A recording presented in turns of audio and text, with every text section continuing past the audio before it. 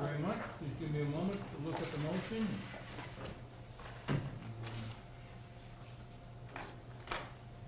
up here.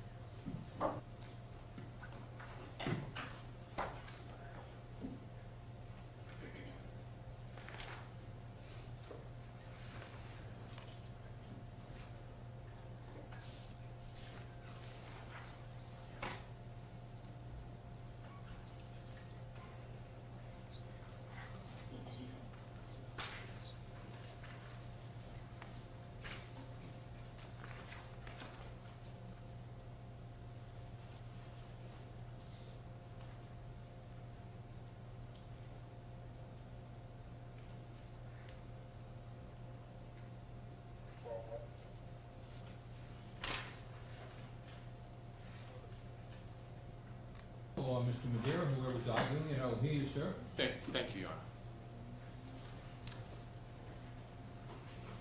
Honor. Your Honor, let me start by thanking the court for allowing me to file that motion being heard this morning. Your Honor, this case is not in total, by any means, controlled by Commonwealth v. Carter for various reasons. One, we are dealing with a different standard, a heightened standard at this point. In the SJC's decision of Commonwealth v. Carter, the SJC was dealing with the standard of probable cause, enough evidence to arrest. In the evidence has also changed. The evidence was just the evidence presented to the grand jury versus the evidence after the Commonwealth has rested. So there are some significant differences between Commonwealth v. Carter and the SJC's decision and the decision that you need now make. First, on the evidence, there is a vast more amount of evidence presented to this court at this juncture than the SJC had. You have had access to more information, video of Conrad.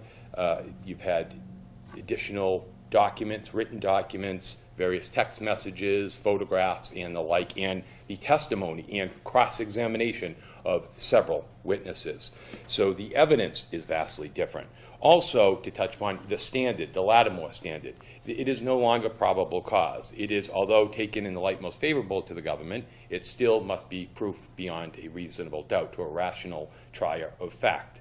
Your Honor, so there are certain things that I understand the court will look to the SJC decision of Carter, but to the extent that that decision made federal decisions of how it interpreted the First Amendment, for instance, is not controlling. The issues of free speech and not having a statute against the criminalization of suicide or assisted suicide or encouraging suicide, that's what the evidence presented shows, that there was an encouragement type situation. So under the First Amendment, we have no physical activity. The evidence has now been closed by the Commonwealth. They've rested. There's no physical actions taken by Ms. Carter. So on this heightened standard of proof beyond a reasonable doubt, although taken in the light most favorable to the government, it is insufficient to let this case go on any further now that the Commonwealth has rested. The elements of manslaughter, Your Honor, recklessness and causation. Let me start with the causation issue. But for the actions of Michelle Carter, Conrad Roy would have not committed suicide.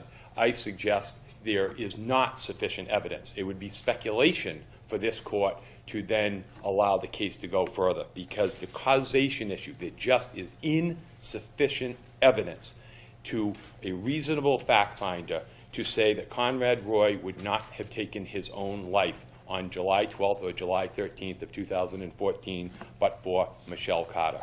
There is, you've heard the various testimony, you've reviewed many, I'm sure, a lot of information, and you will continue to do so, in assuming you consider this motion. You will see the history of Mr. Roy. That's what the evidence shows at this juncture, that Mr. Roy was suicidal for a very, very lengthy period of time. That comes out in his text messages very clearly, not just the text messages that were played on the display board, but all the information, including the journals, the exhibits that the court has to consider and review.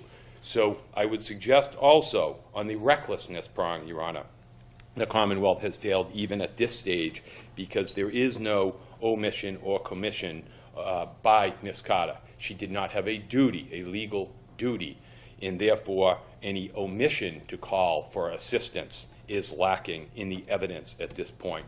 There is also there is no commission but for speech, and that goes again, but for speech is the only acts, if you will, are her so-called verbal acts, and I'll touch upon that in a minute under the various other issues that I wish the court to consider.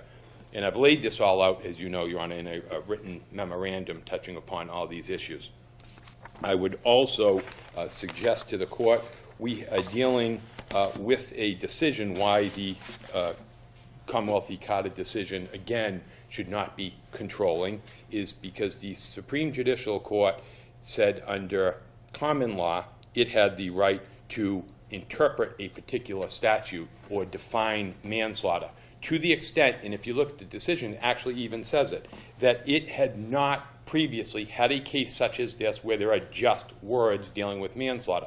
So its expansion in its announcement of probable cause, in its expansion of the manslaughter definition of common law, as well as the legislature's written statute on manslaughter, to the extent that it's interpreting a statute, then I would suggest to the court it's a violation of ex post facto under the United States Constitution, as well as the state constitution, but in particular under the United States Constitution. And further, to the extent that it is saying it is common law, therefore the court has the ability to do that, I would say it's a fundamental violation of Ms. Carter's due process rights, because even a court cannot retroactively apply a criminal law, even a common law, to a particular defendant. So I would suggest that that would be a violation of Ms. Carter's due process rights, with all due respect to our Supreme Judicial Court. Your Honor, there is also the statute, and I know that the SJC did touch upon this, but the vagueness argument, and I do make that and press that upon this court as well, Your Honor, that it was not clearly defined. And again, we are dealing with speech, and this is not speech that it is speech to commit suicide. Suicide, there is no statute in Massachusetts outlawing suicide. There is no statute in Massachusetts saying it is against the law to assist or help in a suicide. The evidence shows in the text messages Conrad Roy specifically asked Michelle, do you want to help me? So he specifically sought her assistance, her encouragement, Your Honor. That's what the evidence is in the record, in those text messages. Mr. Roy asking, again, not put up on the big board for everyone, but it's in evidence. It's in those text messages. So the evidence has to be looked at, Your Honor, and when you see Mr. Roy asking, reaching out, it goes back to the causation. Did Ms. Carter's, there sufficient evidence at the higher level now of Lattimore to say that she caused Mr. Roy's death, his suicide? Did she actually cause his death? The medical examiner, you heard from her, Your Honor, and the death she ruled was suicide. She did not rule it a homicide. She testified to that. The case has now been closed. That's her testimony, Your Honor. Your Honor, also, I'd like to point out the youthful offender statute.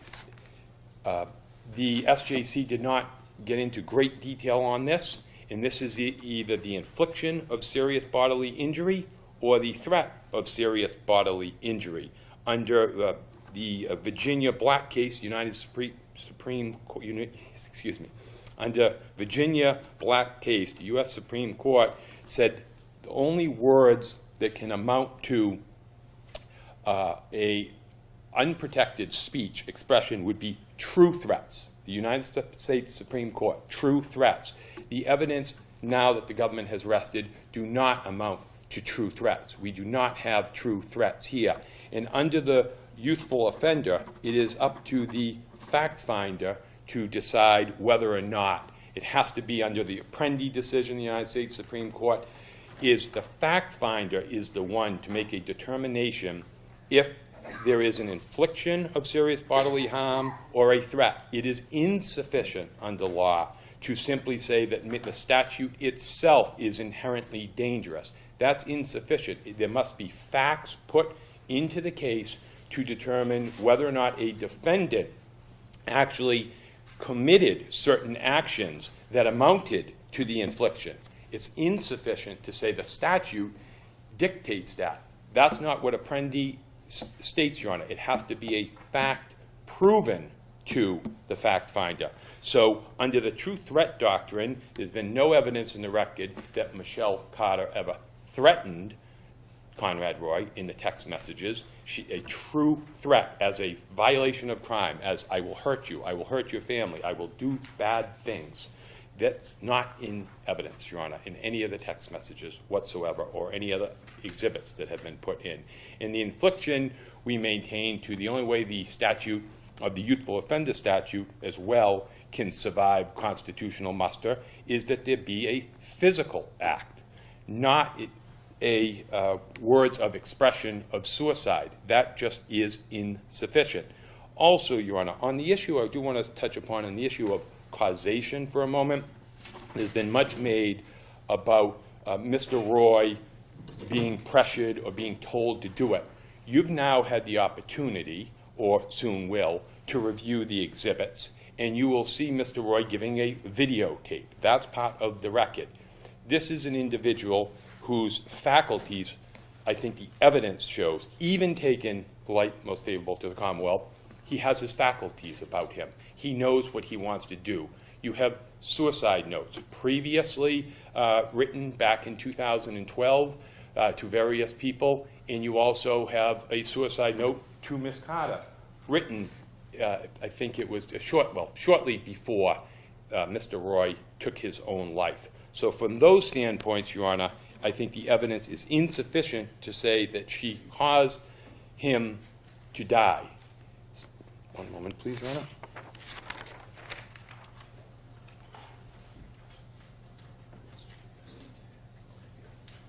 Additionally, what was, and you will see it in the Supreme Judicial Court's decision of Commonwealth v. Carter, is the reasonable juvenile mind. I would suggest we did address that issue. However, they did not address it. They did not say that they would hear it. But at this juncture of a criminal trial, we now also suggest to this court, now that the Commonwealth has closed, that the standard that needs to be proven beyond a reasonable doubt under the Lattimore standard is a reasonable juvenile in Ms. Carter's position would have known about the dangers, not a reasonable adult, which was presented to the grand jury. So there is a claim that we are now pressing to this court that the court has to analyze this motion under that umbrella of a reasonable juvenile standard. And I've laid this out in the memorandum that I have passed into the court. So, Your Honor, again, the evidence, the Commonwealth may be arguing, just look at Commonwealth v. Carter, they've already decided. No, they didn't. They decided probable cause. I think probably one of the lowest standards we have, if not the lowest standard in our criminal law system. We are now dealing with proof beyond a reasonable doubt standard. And I do not think, given the evidence that has been now submitted, significantly more evidence than was presented at the grand jury. And for those reasons, we ask you to allow the motion at this point, Your Honor, on both the manslaughter charge as well as the youthful offender. They're two separate, and if the court isn't going to issue a allowance of the motion on the manslaughter, it's a separate issue on the youthful offender, and we press those same issues, that this is speech, you need physical activity, even on the YO. You can't just look at the statute. Thank you. All right. Thank you very much. Aldo, you would dive into the Commonwealth? I will. Rayburn, good morning. Good morning, Your Honor. Excuse me. Actually, I'm not just going to stand here and say, look at Commonwealth versus Carter and sit down at all, Your Honor. And I do think that the SJC did address some decisions, but I agree with counsel. You have a lot more evidence than they did, and I think it's a lot more evidence in favor of that the Commonwealth can point to, and that I will point to, Your Honor. And I'm really just going to start with the elements of the offense of manslaughter and then move on to youthful offender, if I could. In looking at the elements, Your Honor, I'd suggest to you first the Commonwealth has to prove that the conduct was intentional. Not that the outcome was intentional, but that the conduct was. And I would suggest to you clearly we have that. And the SJC was clear to say, and I suggest to you the case law supports it, that no physical act was required. And it's never been required that you have to be at a scene of a crime. Joint venturers are often convicted and they were never even there, Your Honor. That is a physical requirement. And the fact that counsel reiterates throughout, I only gave it a quick read, but I'm assuming it mirrors some of his prior pleadings that she wasn't there or miles away. Your Honor, that was really insignificant in terms of whether or not she could be culpable. There's no law suggesting she has to be there. But moving on to recklessness, Your Honor, which has both a subjective, as you know, and an objective standard. I would suggest to you the objective standard of it when an ordinary person under the same circumstances realized the gravity of the danger. I would suggest clearly the average person would have known what was going on here could result in substantial bodily injury and possibly death, and it did. So I guess the bigger question here is, has the Commonwealth met a subjective standard? Did this defendant know? And in doing that, Your Honor, I ask that you consider the evidence. Not just what you know about Conrad, but what you learned about the defendant during the course of this. What you learned is that the two of them had a relationship of some sort. And the fact, if I may, Your Honor, the fact that this was a mostly texting relationship, I don't believe diminishes the seriousness of this relationship in the eyes of Mr. Roy or should in the eyes of the court. It's clear that the defendant had a number of what she at least believed to be substantial relationships, mostly through texting. You learn that through listening to the young lady she goes to school with, that was a lot of what she did was texting. And over a period of time, the two of them formed a bond. And when I stand here before you, Your Honor, and last night I read the SJC decision, and I went through the text messages almost sort of for the first time, as though Your Honor might be doing, to read it again to see what I could see. And obviously the ones that I've gone over with the court and the more obvious ones jump to mind. But in looking between the statements of why haven't you done it yet and things of that nature were other words, and they were words of love. She combined words of kill yourself with words of love. And I think that's significant because if you look back to June, Your Honor, her words of love were combined with don't kill yourself. And over time, it's clear that Conrad grew to depend on her and to love her in some way as well. And then you see in July it switches over to words of love and words of killing yourself. And I would suggest to you, although it may seem odd that I'm suggesting that words of love could be considered reckless, I think they are here when you look at the circumstances. And I think that one of the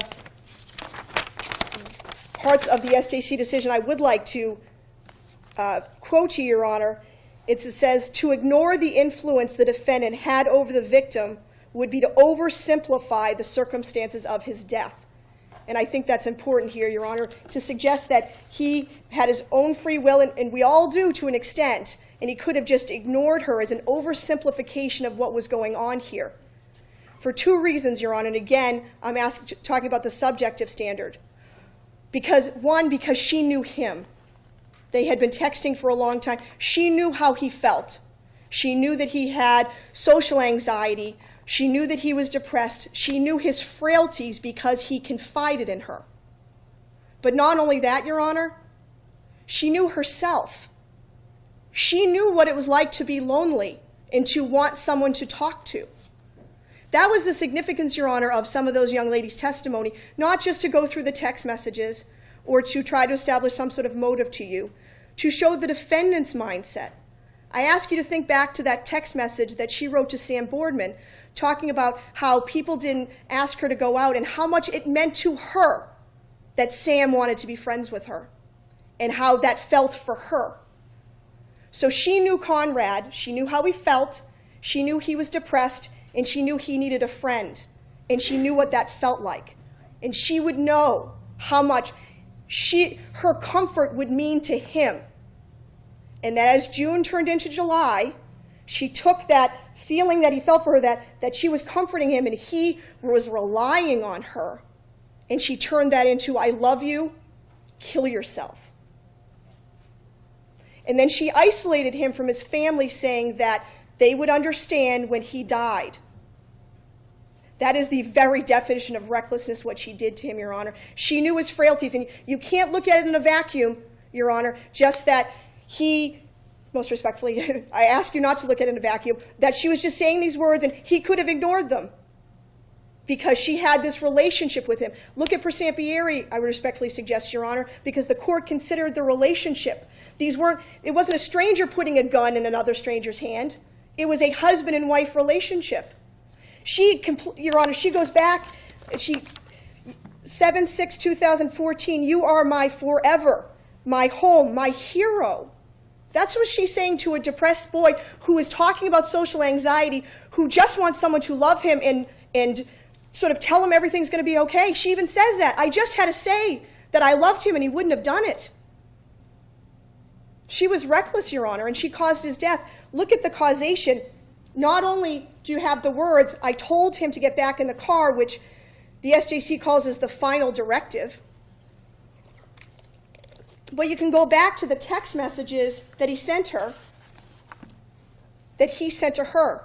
Another day wouldn't hurt. I'm too scared, you're right, I don't have it in me. And this is the big one that I think the SJC focused on the day he died at 9:49 in the morning on the 12th. Like 2 weeks ago, I was willing to try everything, and now I'm worse, really bad, and I'm not following through with it. It's eating me inside. I'm too messed up. On the 11th, I'm scared, babe. And he says as well, I do not want to, but I'm like freaking out for my family. He is hesitant. And the SJC also focused on the length of time. They're talking about suicide really from the 1st of July until the 12th of July. That's 12 days that he doesn't do it. That they're talking about it all the time, but he doesn't do it. And he's talking about being scared and being hesitant. And it's also reflective, and this is something else the SJC I don't believe knew because they hadn't heard from the medical examiner. That's consistent, you're saying that he was scared and she told him back in the car, consistent with what the medical examiner said and what the phone records, you had those, Your Honor, in one of the exhibits. Their last call was 46 minutes, thereabouts. Doesn't take 46 minutes to die from carbon monoxide poisoning. It takes 20 minutes, give or take, according to the medical examiner. But when you open up the door and the air comes in, and you kind of have to start all over again. It didn't take 46 minutes for him to die, Your Honor. And before that, they were on another call for about 42 minutes. So for an hour and a half or so, they were on the phone, but it only took him 20 minutes to die. Now, we can't speculate, what they were talking about, but I think that you can make a reasonable inference that they were talking about him dying. And then she tells her friend that he got out and was scared, and that's exactly consistent because it didn't take him 46 minutes to die. It took him 20, give or take. And we know he died, you can take a reasonable inference, he died around 7:58, 7:59, because he never answered the phone again. And 8:02, the defendant's texting Sam Boardman that she thinks he's dead. By telling him to get back in the car when he was hesitant, when he didn't want to do it, that is exactly the causation. And the medical examiner said it's suicide. She's not the final determiner of what the crime here is. You are. I remember another case, Your Honor, where a man tried to run down a victim, and the victim died of a heart attack. Well, he died of a heart attack, but it's still a homicide, Your Honor. So the fact that the medical examiner says it's suicide doesn't mean that you don't have the final say here. Her actions were the very definition of wanton and reckless, and she did in fact cause his death by telling him to get back in that car when he didn't want to die. The Commonwealth put in that video that counsel talked about, Your Honor, and I think the video shows... Video of Mr. Roy. exactly, I'm sorry, the video of Mr. Roy shows exactly who he was. He was conflicted. He was conflicted, but he was trying to talk himself into accepting who he was as a person, saying, you know, there are good things about me, I'll have a future. And that's what he wanted, was for Michelle to accept him as a person, and she used that to get him to kill himself. So I would respectfully suggest the Commonwealth has met its burden on the crime of manslaughter. I would suggest to you this is not protected speech. On the issue of the youthful offender, Your Honor, I would suggest to you, one, it's not unconstitutionally vague. I believe that was the argument.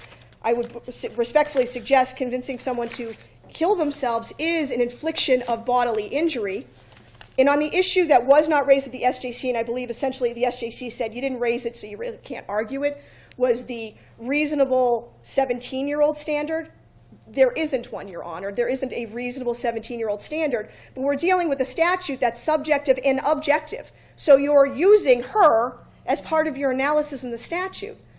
In addition, Your Honor, the court has, at this point, the SJC has talked about juveniles committing murder only and suggested at grand jury or during trial they would have the right to, or if the Commonwealth presents a grand jury, we have to put in any sort of favorable information about the juvenile that we know on a murder case. Then it's not charged with murder, it's never been extended to anything other than murder, and there's been no layout of what a reasonable 17-year-old would be. And because there is also a subjective element in this statute, I would ask Your Honor not to consider that. So for all the reasons I've stated, I believe I've tried to address all of the issues. I ask that you deny the motion.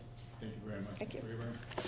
All right, as I indicated to the parties yesterday, I'm going to now take a recess, and I did spend a considerable period of time yesterday reviewing the exhibit, so I'm a little bit ahead of the ball on that issue.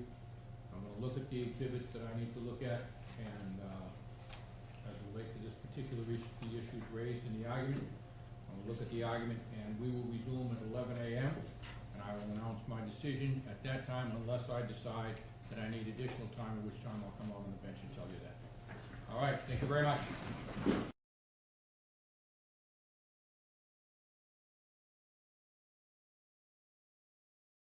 Are we back on the record, Madam Clerk? We are, Your Honor. We're back on the record. All right, the court has now considered the written and oral argument of defense counsel, argument of the Commonwealth, the evidence presented by the Commonwealth in its case in chief, and the law relative to those issues raised in the motion for a directed verdict, and now denies the motion for a request for a directed verdict, both as to the indictment charging involuntary manslaughter and the companion indictment of the youthful offender status. All right, Mr. Cataldo, is that me? Are you set to proceed, sir? I am, Your Honor. All right. Your Honor, yesterday, if it wasn't yesterday, the day before, I filed a motion in limine to introduce Facebook messages between Conrad Roy and Michelle Carter. Okay, I didn't see that yesterday. No, we talked about it. didn't argue. I Okay. had filed. All right, okay. Let me see. And figured in case I needed. Is there an objection to this motion? No objection, Your Honor. Have you got the same kind of disc as, oh, you've got them all printed out? Yeah, I have them printed out, Your Honor. Is there any question as to the authenticity of these documents? No, Your Honor. Not, as long as they're the same ones I saw a few days ago, no problem, Your Honor. All right, and they be admitted as, I suppose we should start with defendants. How would you like to do it? You want to do a defendants exhibit 1, or do you wish to keep Up them to you, Your rolling? Honor. Do what you can do. If I may, there are a number of exhibits already in the sequential order that the defense has presented. All right, so we'll keep them rolling in sequential numbers unless there's a problem with that on either side? Absolutely not, Your All Honor. right, okay, thank you, let's do that then. It'll be number 32, Your Honor. And next, Your Honor, I would like to move to introduce, the motion had been previously allowed by this court, the so-called Dwyer records. At this point, I have a box of made a full set of copies of what the court had previously seen highlighted copies that I had submitted to the court. I have made the redaction. You had asked that there be a redaction on one of them. That redaction has now been made on those, and these are the unhighlighted copies, and we'll be asking to moving them into evidence at this time. All right, as I recall, there are a series of them, correct? Yeah, I have them all All right, packaged have up. they been pre-marked? No, they have not been pre-marked. All right, then, I just want to, I don't know if you need to go to them individually? well, or I think it should be on the record which exhibit number is ascribed to each of the successive exhibits. So, is there an objection to any of these exhibits? Based on the court's previous ruling, no, Your Honor. All right, fine, thank you. And of course, they are governed by any motions in limine that were acted upon. In- All right, can you just list them off, Mr. Cataldo, so that we have the record complete? Yes.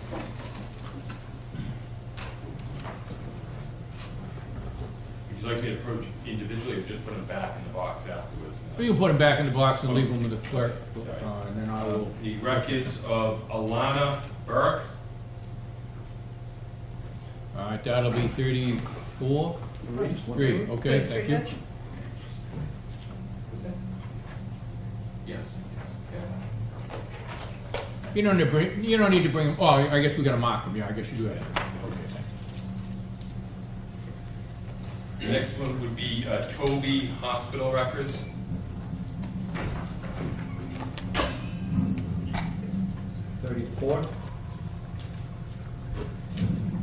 James Pearson Records. 35. Bournemouth Hospital Number 1 Records. 36. Bournemouth Hospital Number 2 Records. 37.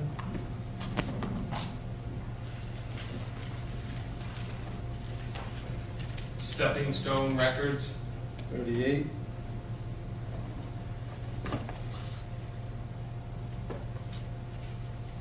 Dr. Nada, N-A-D-A, Sacknown. 39. Dr. Jonathan Schwartz.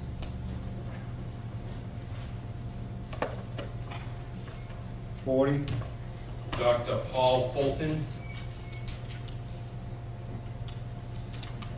41. Dr. Gulner Brule. 42. Arbor Fuller Hospital Records.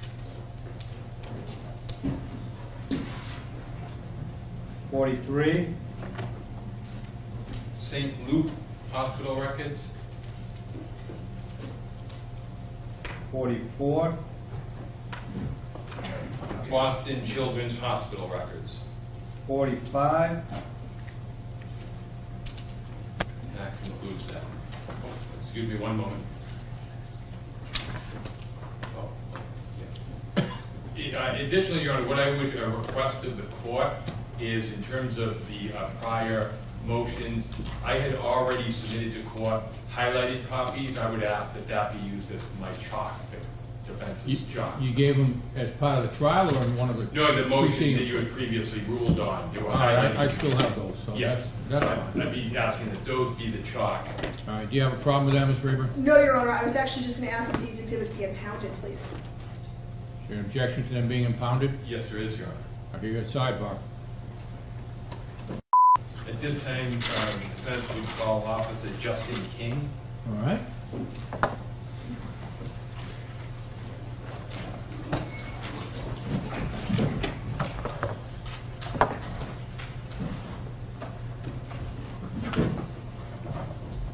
Do you need me to act on this motion before you start with your witness testimony? And my apology, what motion is the court holding? Oh, the Facebook, that was agreed to, I'm sorry. That is, Your Honor, All thank right, you. okay.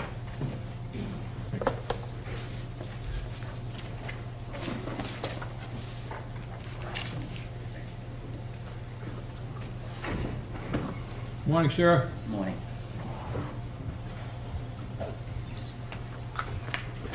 You may swear the witness, please.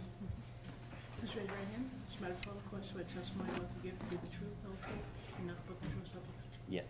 Thank you. Good morning, please take a seat, and when you are settled and comfortable, officer, and directing your comments into that flat microphone, would you? please state your full name and spell your last name for the record. My name is Justin King. You gotta talk much louder than that. My name is Justin King. Last name is K-I-N-G. All right, you may proceed. Thank you. And where are you employed? Mattapoisett Police Department. And what is your duties at Mattapoisett? I'm a patrolman. And how long have you been employed there? 22 years. And were you, how long, has it been 22 years at the one department? Yes, sir. Okay. And were you employed by them back in 2014, specifically February 19th? Yes, I was. And did you have some interaction with a Conrad Roy Jr.? Yes, I did. And could you please describe that? Objection. Overruled.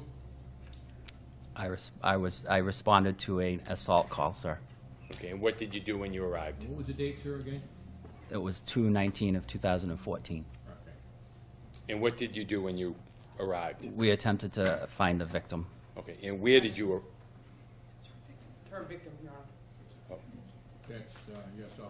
Please refrain from using the word victim in your testimony. Okay. I realize that it's a common parlance, but to the extent you can avoid it, please do so. Yes, sir.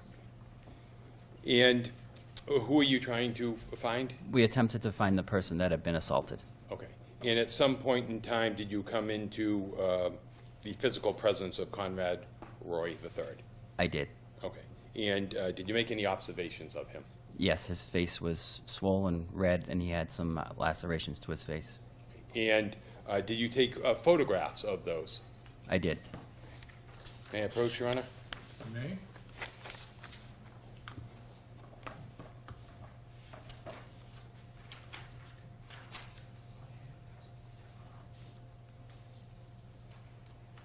May I approach?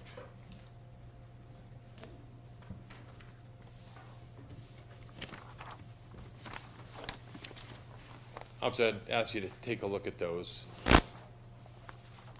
And do you know what those are? Yes, these are the pictures I took Of, of Conrad Roy III. are they fair and accurate depiction of what you saw? All Yes, they are. right, at this time, I'd ask that they be marked, Your Honor. Your objection. Yes, Your Honor. Okay. Relevance. Relevance to photographs that happened in February of 2014 in a case that now is date of offense being July of 2014. As to that issue, Mr. Cataldo, Goes to the domestic violence, Your Honor, that I haven't heard any evidence it was domestic violence. you have, well, you have, Your Honor, I would Not say, through this witness. not through this, Witnesses testify he has come to this location, looked for Mr. Conrad Roy III as a person who may have been involved in an assault incident. That's all I've heard. I've heard nothing of domestic violence. So at this point, until you establish a further foundation, the objection is sustained. Thank you, Your Honor. and did you investigate, when you arrived, did you investigate what had happened? Yes, myself and 2 other officers. Okay, and did you ever speak to a Conrad Roy Senior, or the father of the person who took the I did picture? not. Officer Tavares did, sir. And during the time that you were there, where did Mr. Roy, in the pictures, get placed? Where did he go? He was Which Mr. Roy? I'm sorry, the Conrad Roy III. Conrad Roy III. When I took those pictures, was in the back of the ambulance on Pleasant View. Okay. And did you ever come into that evening to see Conrad Roy Jr., or Conrad Roy III's father? I did not. Officer Tavares spoke with Conrad Roy Jr. Okay. But did you actually at some point that evening see Conrad Roy's father? Yes, I did. Okay. And where was he? He was at the Mattapoisett Police Station. And was he under arrest? Yes, he was. Did you place him under arrest? No, I did not. The objection is sustained. The answer is stricken. Do you know whether or not he was charged with, Objection. Sustained. Your Honor, may I be heard on this issue? Yes? Your Honor, if the court is to, my sister was objecting, saying that this isn't domestic violence, the records, well, maybe we ought to go sidebar on this, Your Honor. Come on up. No, wait, at the break. Now, at this time, I'd be asked that those photographs be marked for identification purposes. All right, they may be so marked, and, I think we may have had a couple of letters already for identification, is that right? I did, Judge. Okay, so whatever the next letter is for the Should other. be for ID from C. Your Honor, additionally, I know we spoke at sidebar about a statement that I was trying to introduce. May I have that marked for identification purposes? You may as well. May I approach Madam Clerk? Yes, of course. That'll be the next letter for identification, please.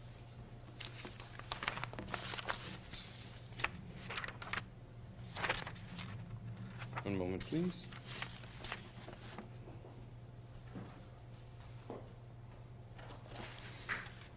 And just to match that up, did you, when you were present with Conrad Roy III, did you obtain a written statement from him? I did, yes. Okay. And may I show what's been marked for identification purposes to this witness? Yes, you may. Okay.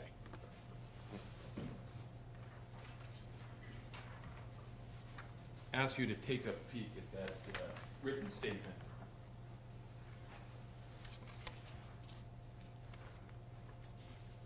And is that the written statement that you obtained from Conrad Roy III? It is. Okay. Your Honor, I'd asked it to be introduced as an exhibit, but understand your ruling. All right, so if the record is clear here in the open court, the objection of the Commonwealth is sustained at this point in time. Okay. Subject to further revisiting depending on how things unfold. Okay.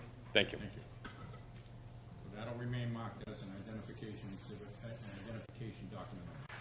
Nothing further, just. All right, you wish to inquire this No officer? questions, Your Honor. Officer, thank you very much for Thank your you, sir. assistance in this case. You're free to go, sir. Thank you. Does the defendant have a further witness, Mr. McCarthy? Yes, Officer Andrew Quinton.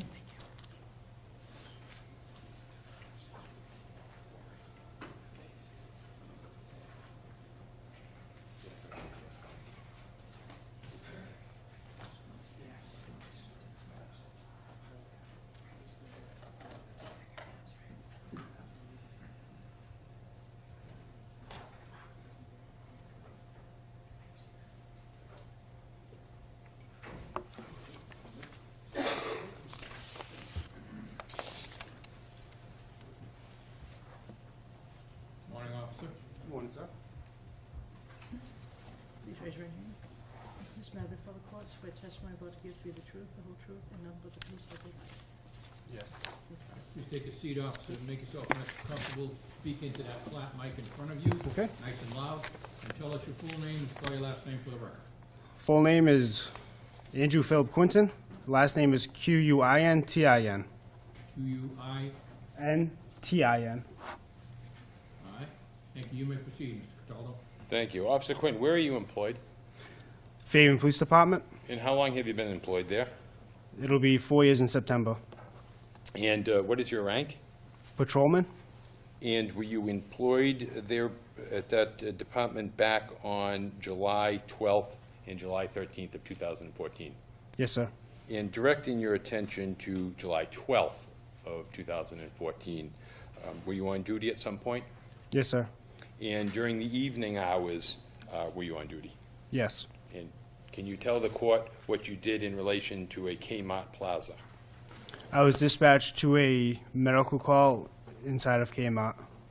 And what time did you get dispatched there, approximately? I believe it was, sheet said 1640, was it?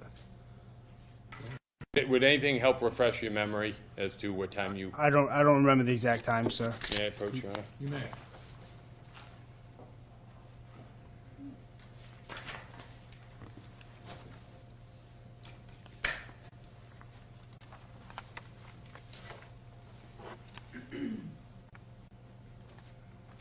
According to, I'm asking just Can I if you, refresh your memory Oh, of yeah, the time yes, you sir. responded? yes, sir. And for my purposes, did you respond to a call of someone inside the Kmart store? Yes, sir. Okay, and at what time was that? And is your memory refreshed? Yes, sir. What time was it? It was at 1852 hours, sir. Okay, thank you. in 1852 is standard time, that would be what, 6:52 p.m.? 6:52. And what time did you leave the Kmart Plaza? 6:56 And how did you arrive there? by my marked unit. Okay, and do you recall whether or not you had your lights flashing when you arrived at the lot? I do not recall. And do you know where you came from? I came from Washington Street. And is there anything in particular on Washington Street? The police station? Okay. And were you coming from the station? Yes, I believe so. And which entrance to the lot did you pull in? The Washington Street entrance.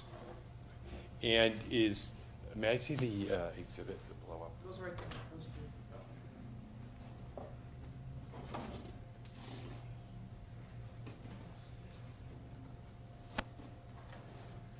If you can take a look at this and just to describe for his honor, which way you came in. I came Travis, from can this we way. just have the podium used, because we can't see. Yes, of course. Can you bring that over, Mr. Cataldo, and maybe put like at the end of the first row, the jury box or something at an angle?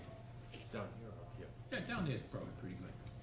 Wherever is convenient, that's good. All right. And officer, you need to step off the witness stand to testify. Just keep your voice up so we make sure we get it on the record. Yes, sir. Can you see that, or you want to turn No, it? the angle is. Can you turn it a little bit, please? That's good. Perfect, thank you. Not that much. That's good, thank you. It's gonna be hard to see around me anyway, so I'm right. sorry. And can you point out and show the court where you pulled in? This is Washington Street. Maybe if, can you stand over on this side? Yeah, that's better, thank you, sir. I came up Washington Street this way. Entered the parking lot here. This is the entrance where Citizens Bank is located. That's the Citizens Bank there right there. Yes, sir. Okay, Came down this way. Went past the medians. I saw the ambulance was parked basically right where there's appears to be a school bus in the photo, directly in front of the entrance. I came down about here. Came down and pulled behind the ambulance. And you were in a marked cruiser? Yes, sir. And when you saw the ambulance, can you describe the ambulance? The doors were shut and they had the red flashes on. Okay, so the flashes were all going on the ambulance? Yes, sir. Okay, and what time were you dispatched to go for a medical emergency? I believe the time was 6:56, we just discussed. Okay, and the ambulance arrived before you did? Yes.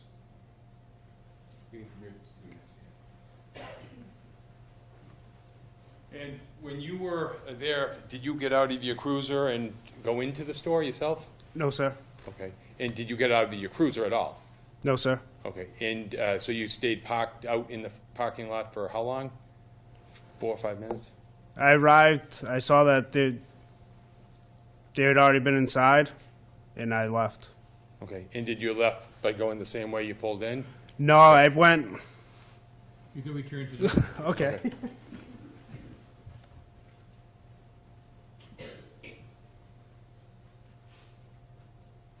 Just pulled out, I went across the front of Staples, Hungry Heroes, the entrance here, entrance exit here, where All Row Extension is, and I came up All Row Extension to Holliston Ave. And do you recall where you went from there?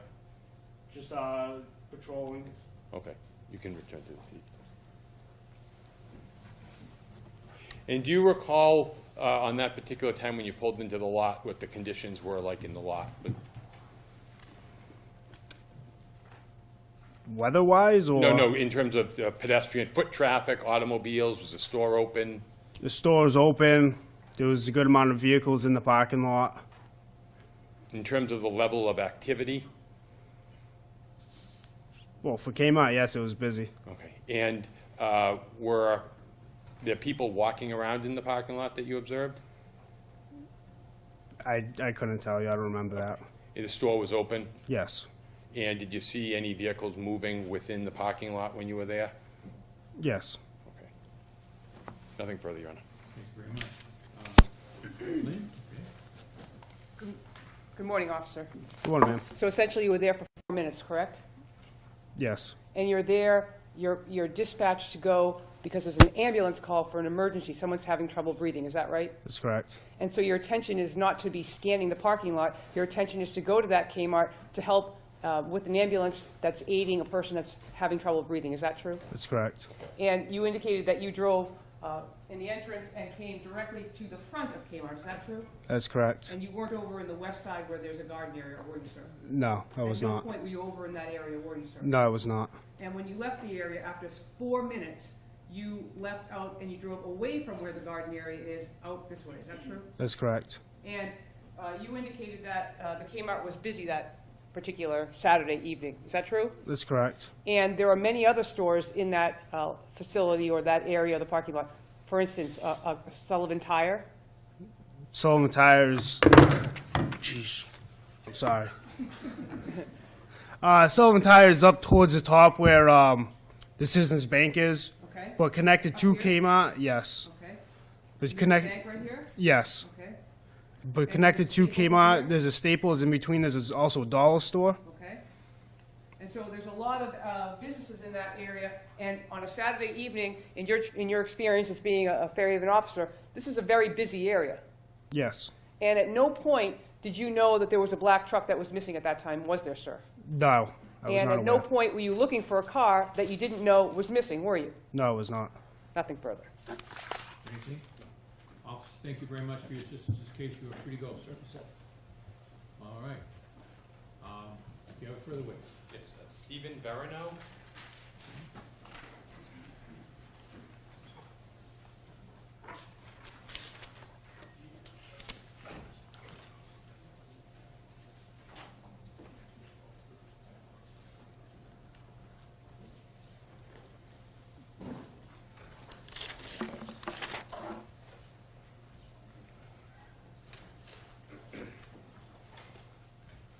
Morning, sir. Your Honor. Please raise your right hand.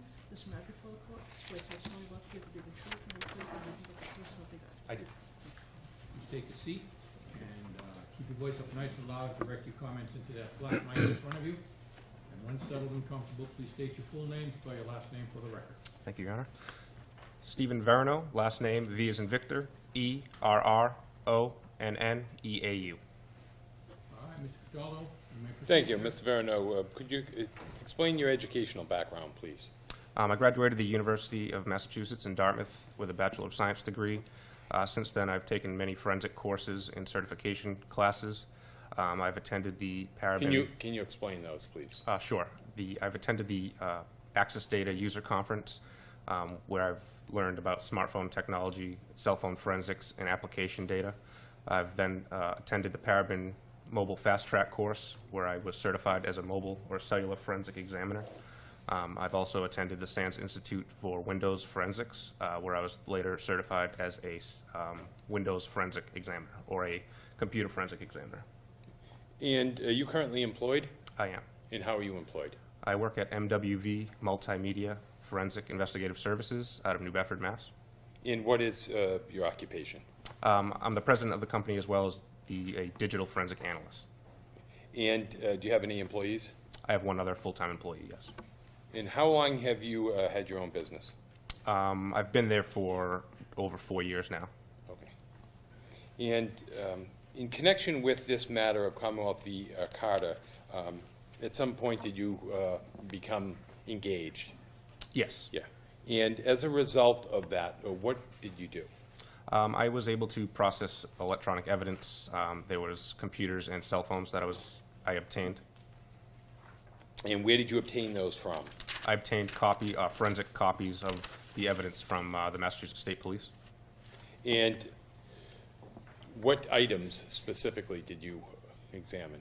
I obtained evidence of a MacBook laptop belonging to Mr. Roy, a Dell laptop belonging to Mr. Roy, another Apple desktop belonging to Mr. Roy, an Apple iPhone 5 belonging to Mr. Roy, and an LG mobile device belonging to Ms. Carter. And can you just explain to the court how it is that you extracted information from those devices? There's different ways we can extract data. If we have the mobile device in our custody, we utilize our forensic tools to extract data, or if it's a computer, we create forensic images. In this case, many of the items were already forensically copied by the state police, so I obtained copies of the forensic image. And as to the MacBook and Dell of Conrad, did you do any analysis on those two particular computers? I did. Once I received the forensic image or copy of those computer systems, I utilized our forensic software, Internet Evidence Finder, or we call it IEF, to process the data that is contained on that computer system. And what does that software do? The software pulls certain artifacts from the computer system, such as web history, images, pictures. Sometimes it pulls some chat history, things of that nature. And did you find anything of interest? I did find items on the MacBook laptop, yes I did. And what did you do with those items? I exported certain items from that computer system into a PDF report. And can you explain that process and what a PDF report is? Sure. Within the software, I'm able to bookmark or flag certain items that I find of interest. And then within the software, I'm able to print or export a report. PDF would be an electronic copy of that report, which you can then put on a CD or print out in hard copy. And relative to, there's something called the Safari search history? That is correct. And what is that? Safari search history would be the browser history on the computer system when someone's accessing, or the user behind the computer is accessing the internet. The websites or web history that they viewed is obtainable through our forensic software, and I created a report of that. And when you say you completed a report for that, what did you do to create that report? I bookmarked or flagged certain items through the history on that computer system. Once the bookmarks were completed, I exported those items into a PDF report. Bookmark. Right. Yes.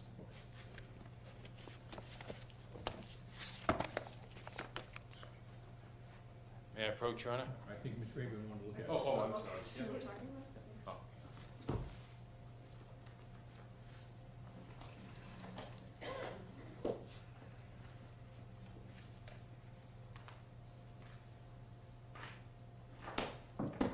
Thank you.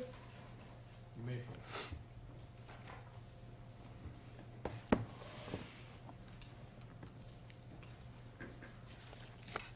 And ask you to take a look at that and tell me what that is. This is the report I exported from the MacBook Pro laptop that I analyzed with Internet Evidence Finder for the Safari history, sorry. What's that? For the Safari history. With the Safari history, okay. And this was taken off of whose device? This belonged to Mr. Roy. Okay. Your Honor, at this time, I'd ask that we go into evidence. Yeah, objection. Which computer, Mr. Royce? It's not clear. The MacBook laptop. Thank you. No objection, Your Honor. We may be marked as the next. Number 46, Your Honor.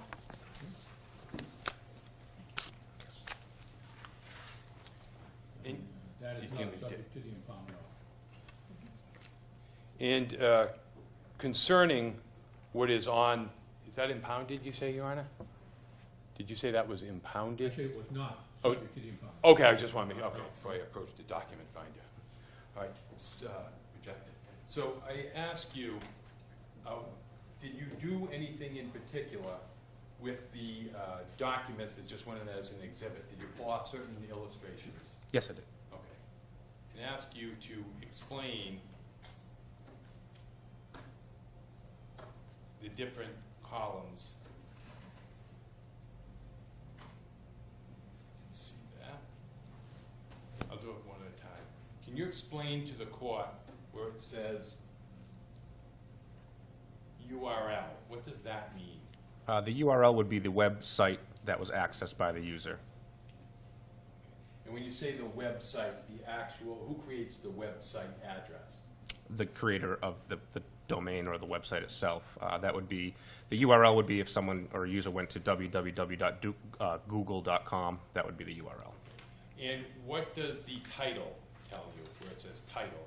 The title would be the title of the web page. Again, as a reference, if someone went to google.com, the title of that website would be, the title of that web page would be Google. And the last visited date and time? That would be the date and time that the website was accessed by the user of the computer system. Okay. And over where it says source? The source is telling us where the evidence or artifact was found within the computer. And the unallocated clusters, what does that mean? The unallocated clusters or space on a computer system is the deleted portion of the hard drive. So these artifacts were extracted or carved out of deleted space with our software. And now when you say, how do you arrive at a particular page, a URL? How is it that a user actually gets to that page? There are different ways a user can get to a page on the website. They can either enter the URL directly into the browser. or they can use a search engine such as Google to search a term and then access a website. So, for instance, on June 24th of 2014, this device would have accessed a particular website. Is that what you see? Yes, sir. And that's what your analysis shows you? Yes.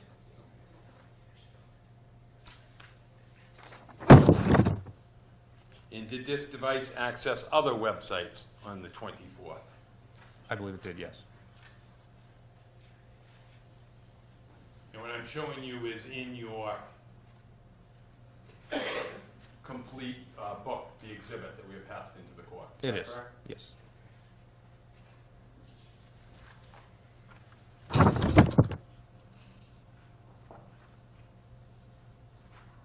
might have about 10 of these I'd like to publish just for that. Give me a little attitude, but again, and I've always been the same standard as Commonwealth, and read it all. But I'll give you a little attitude.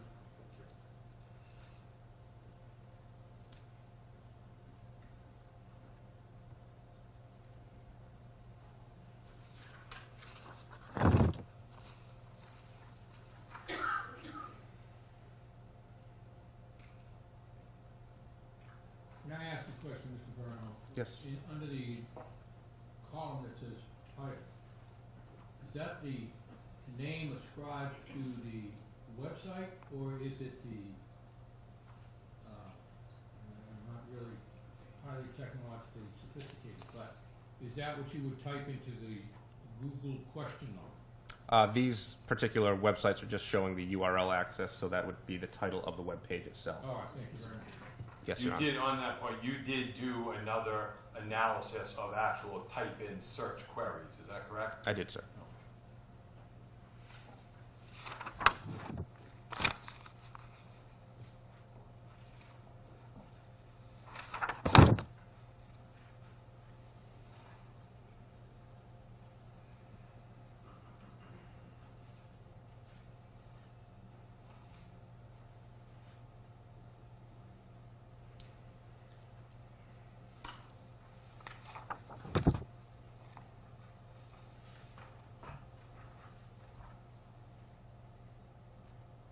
And again, as I'm showing these to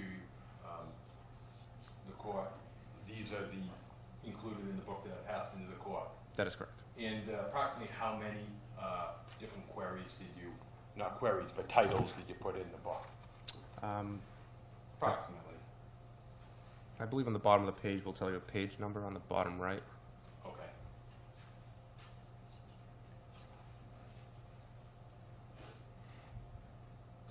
All right, Mr. Stowe, let's move on, if you have a specific question. All right, thank you. And next, Mr. Verino, did you go through the MacBook for parse search queries? I did. And what are parse search queries? The parse search queries would be the search terms that were entered into a search engine such as Google or Bing. So that's basically what I just asked. Yes, Your Honor. Okay. Yes.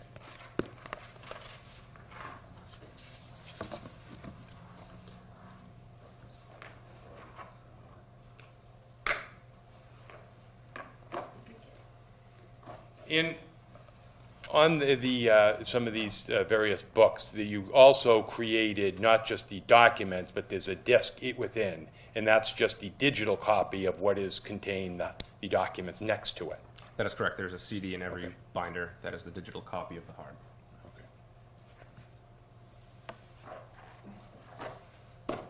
No objection, Your Honor. All right, maybe marked as the next exhibit, not subject to comment. Number 47, Your Honor.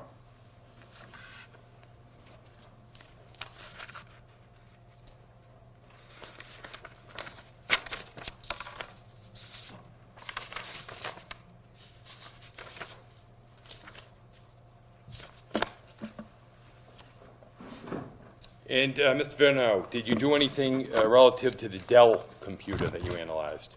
I did. The Dell computer, I utilized the same forensic software, Internet Evidence Finder, and was able to review artifacts on that computer system as well.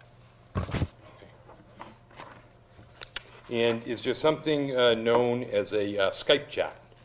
Yes. What is a Skype chat? Skype is an application that can be accessed on a computer system. It can be used to web chat with the camera on a computer system, or you can also type or message other users. Within our software, we're able to extract the Skype chat messages from a computer system. And were you able to do that to Conrad Roy's Dell computer? Yes, I did find Skype chats on the computer system. Okay, and what did you do with, is there anything you did after reviewing Skype chats? After reviewing the Skype chats, I exported a few of them into a PDF report. Okay. A few of them, did you say? Yes, not the entirety. What was the basis of your selection process? There was some Skype chats within the computer system that I found relevant, that I thought would be relevant to this matter, from the content. And when you say the content, what was the content that made you think it was relevant? The messages back and forth with the other user from the computer system, And what was the subject matter? if I could review. Okay. Again. May I approach? You may.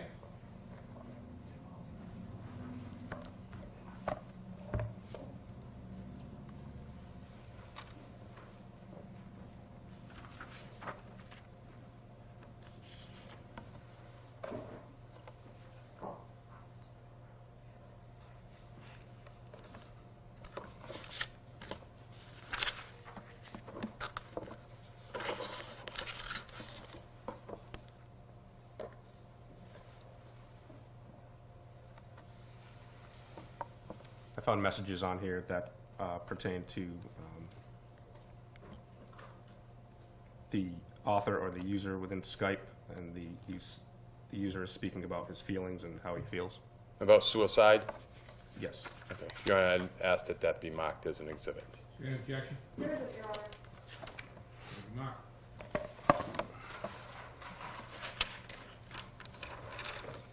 Now, Mr. Verno, concerning Conrad Roy's iPhone, Yes, did you analyze that? I did. Okay. And what is a timeline report? A timeline report, when we utilize our forensic software, in this case we utilize Celebrite Physical Analyzer, which is able to open or view the forensic image of this cell phone. The timeline report is a chronological order of all communications located on the device.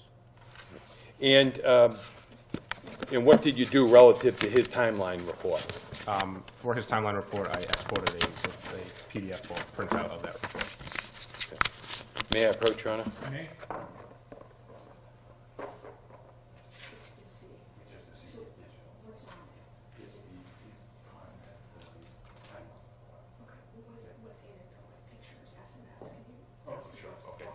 In terms of the timeline, are there photographs, videos, or is it just text? The timeline report that I exported is just communications, which would be text messages, MMS messages, call logs, and things of that nature. Okay. May I approach, Your Honor? You may. What else is things of that nature? What, It's can you explain to the court exactly what is on this? it would be text messages, multimedia messages, chats, instant messages, Okay, text messages, what was the next thing? multimedia messages. Okay, what is that? Could be a picture message or a video message. Instant messages or chats, which can be any communication via Facebook, things like, or other third-party applications. If there's Snapchat messages or any Facebook messages, they would be located in there as well. And you said also a call log? Call logs, incoming. That's actually an old-fashioned phone call, right? Yes, incoming Okay, phone calls. Yes. May I approach? Yes. Ask you to identify that. Yes, it's on a CD. That would be the timeline report from Mr. Roy's iPhone. Okay, this time I'd move that that be introduced in Is there an evidence. objection? Based on the representation of what's on it, no objection, Your Honor. All right, Thank you you. mark with the next exhibit. 49, Now, Mr. Verno, in terms of Conrad Roy's iPhone, sticking with that for a minute, is there something called Notes? Yes, on an Apple or iPhone device, there's an application called Note or Notes. This allows the user to type in whatever they would like, just like a Word document on a computer system. And did you, relative to any particular notes, did you export any notes? I did. I exported one note as a PDF report. Okay. May I approach? You may. Ask you to take a look at that, please. Tell me if that's what that is. Yes, this is the note I created a report of from the Mr. Roy's iPhone. Okay. Does that report reflect the date of that note? It does, Your Honor. Thank you. At this time, it has to be marked as an Any exhibit. objection? No, Your Honor. Thank you, Mark.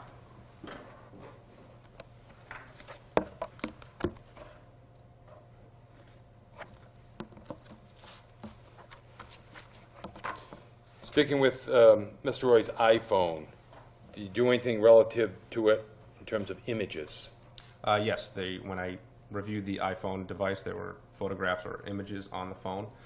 Those photographs could come from website access, taking the picture from the phone, or picture messages coming into the phone can be saved. From a review of those photographs, I bookmarked a few items and exported a report of those photographs. May I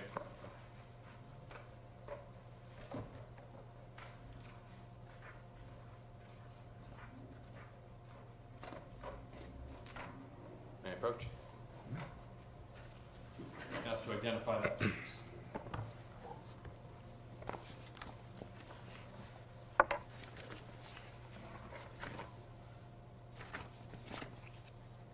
Oh. This is the extraction report of the images I exported of Mr. Roy's iPhone. At this time, I'd ask that it be marked as an exhibit. No objection. May be marked as the next exhibit.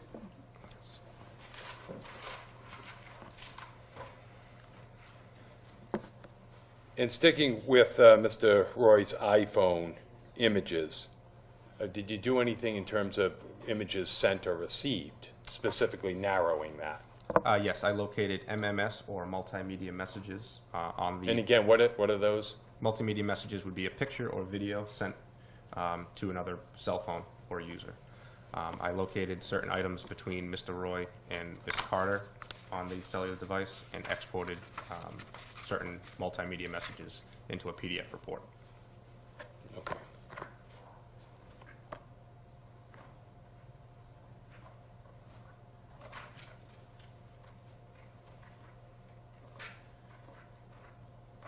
Thank you. Any approach?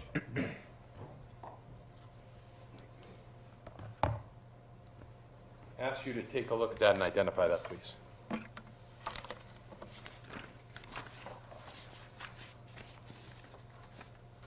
This is the MMS report I exported from Mr. Roy's iPhone that are multimedia messages with Ms. Carter. All right, and specifically on that one, there's a couple of pages in the front. And can you describe what the couple pages in the front are versus the larger blow-up images? Sure. The first 3 pages are the extraction report from our forensic software. It details the device information, such as the iPhone. It then goes into show a smaller thumbnail of the image, and then it gives you the timestamp associated with the message itself. After page 3 would just be the blow-up or the larger version of that thumbnail. And does the thumbnails, does it also have the data if it was sent to or received? Yes, it will detail if it was to or from a certain party. Okay. This time I'd be asked that it be marked as an exhibit. Objection? Next exhibit, please. Any of that, ma'am? 52, Judge? I'm sorry, 52? 52. Thank you very much. And now, Mr. Verano, did you do anything relative to Michelle Carter's phone? Yes, I received a forensic image of Michelle Carter's LG device, a smartphone cellular device, and I was able to review the contents of that device. In concerning images of her phone, did you do anything relative to the images on her phone? Yes, similar to the last exhibit, I reviewed the MMS, or multimedia messages, on that device and was able to locate certain images sent and received to Mr. Roy from Ms. Carter's cell phone.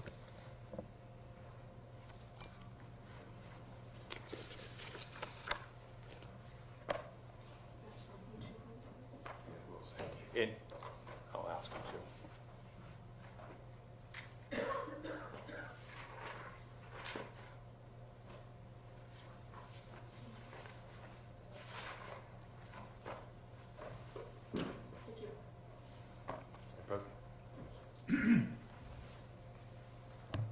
again ask you, Mr. Verno, to describe what I've just given you?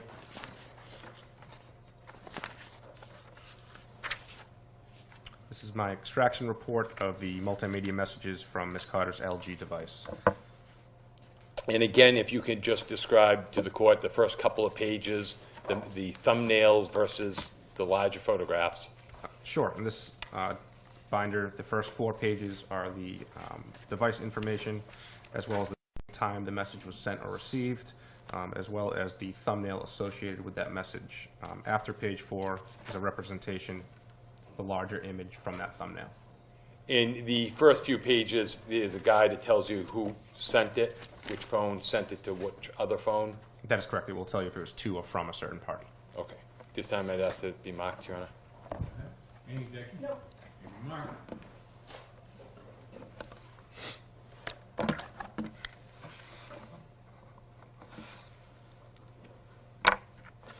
And did you do anything relative to any Facebook chats from the physical extraction report on Michelle Carter's iPhone? Yes, on Michelle Carter's LG device, there was Facebook messages that I was able to locate.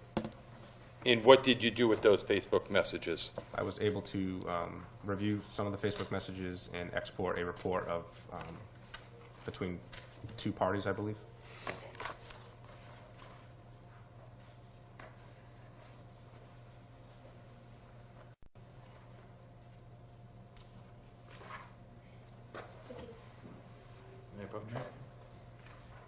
Ask you to identify that, please.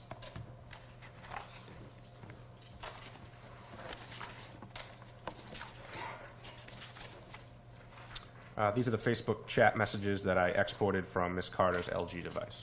Okay. Your Honor, at this time I'd be asked that that be marked as an exhibit. No objection. May be marked.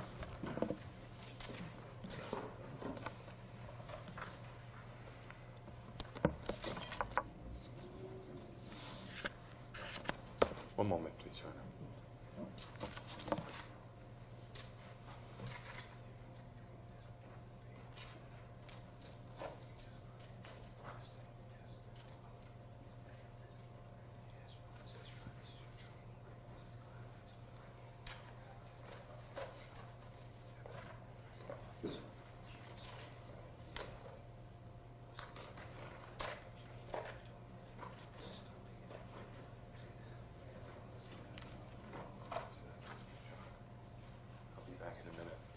Now, Mr. Verno, relative to links on the, what is a link?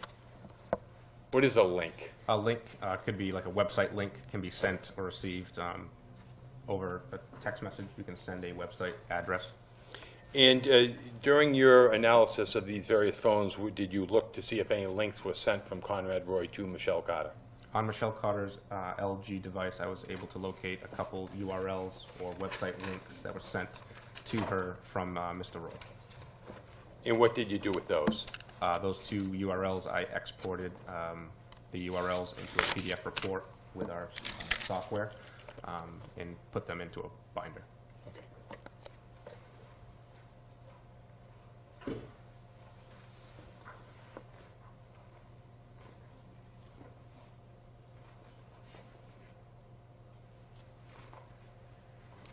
May I approach, please, Ray? Ask you to take a look at that, please.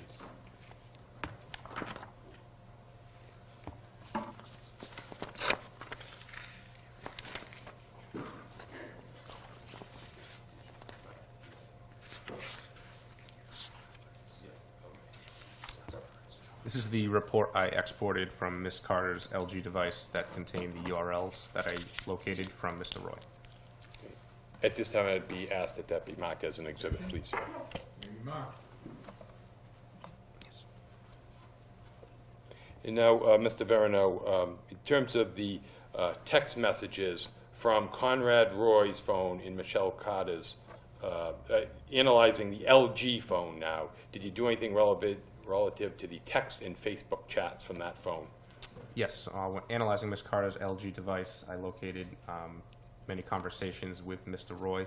I exported all text messages and Facebook chats between Ms. Carter and Mr. Roy onto a DVD. Did you limit that to any period of time, Mr. Verno? It's the entirety of whatever's located on the phone. Okay, thank you. Yes, Your Honor. It was the LG phone? This is Ms. Carter's LG device. Everything on her phone. So, got it, okay, thank you. And is this that disk? Yes, yes it is. At this time, I asked to be marked. Just the disc will be fine, unless you. Yeah, no, just the desk at this time, yeah. Okay, that's fine. Thank you. Hearing no objection, it will be marked as the next exhibit. Thank you, Your Honor. Okay. 56.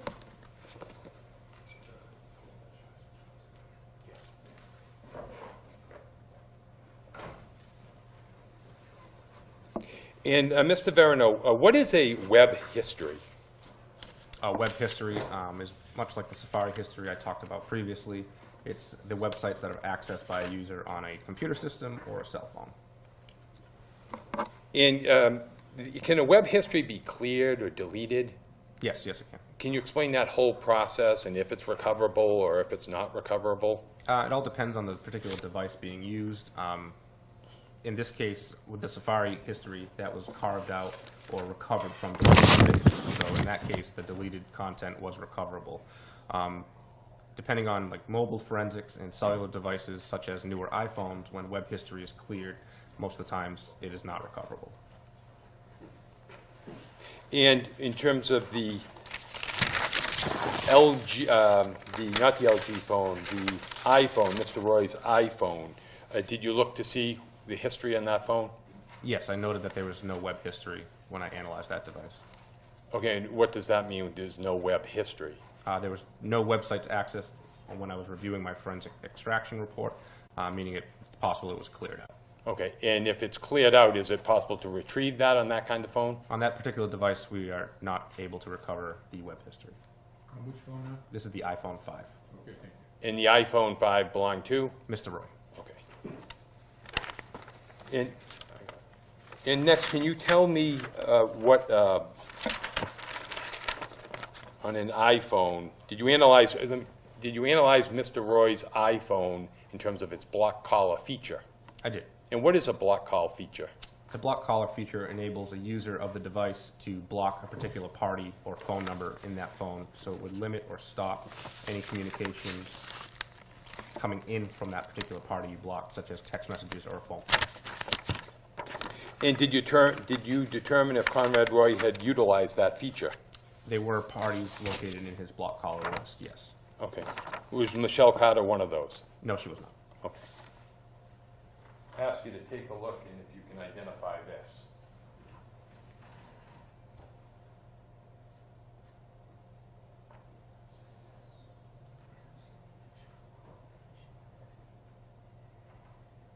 And what am I showing you?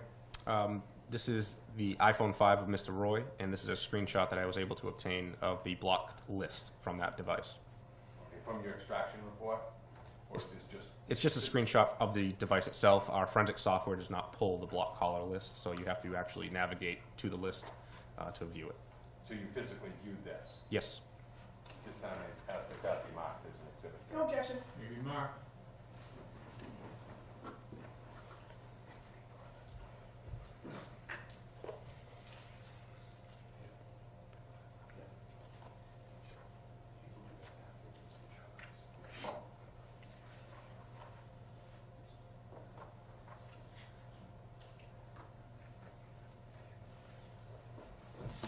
Nothing further.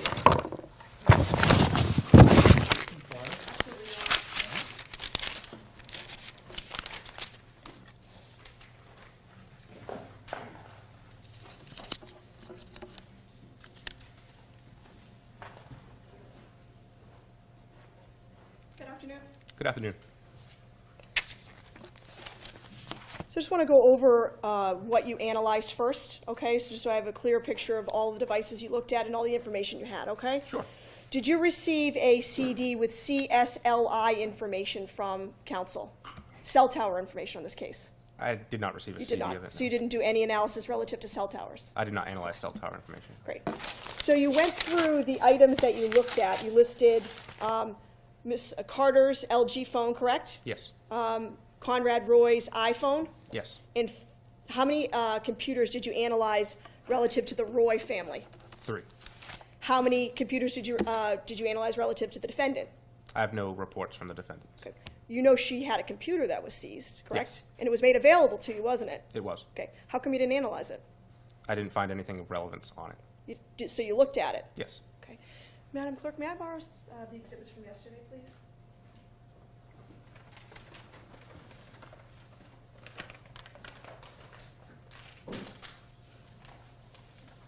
Thank you. I just need a moment, Your Honor. Oh, can I borrow your list? It might tell me what it is.